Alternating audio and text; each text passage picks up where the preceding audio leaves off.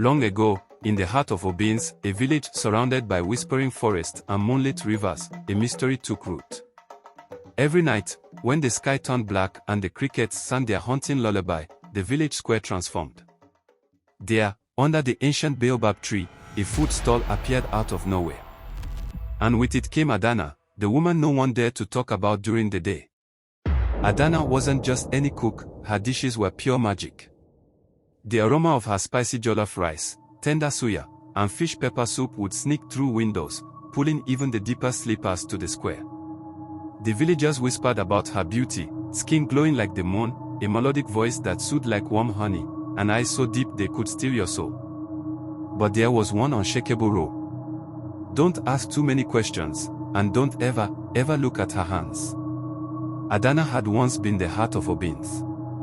Her meals were famous far beyond the village, drawing visitors from miles away.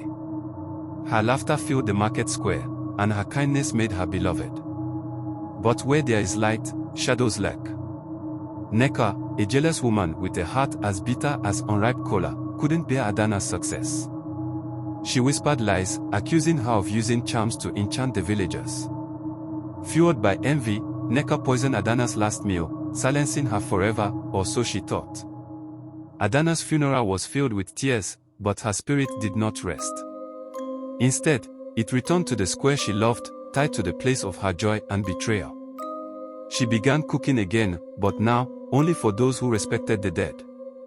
At first, no one understood who the midnight cook was. Only the hungry and desperate dared approach the mysterious stall. Yet, once they tasted her food, they were spellbound. The flavors were unlike anything alive could create, and it was said her meals could heal the sick and bring peace to troubled souls. But something about her was different. Her movements were too graceful, her figure too still in the shadows. And her rule, never look at her hands, sent shivers down the bravest spines. One fateful night, a brash young man named Uchenna decided to break the rule. Drawn by curiosity and the boldness of youth, he crouched behind the stall, watching.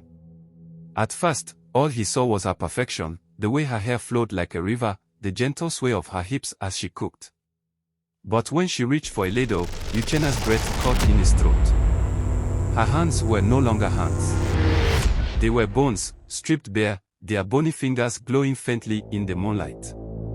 And then he saw her shadow, it wasn't hers. It moved on its own, twisting and writhing like a trapped beast. A sudden gasp escaped his lips. Adana froze. Slowly, she turned her head, her glowing eyes locking onto his. "I told you not to look," she whispered, her voice carrying the weight of 100 storms. Uchenna stumbled back, screaming, as the air around her turned icy.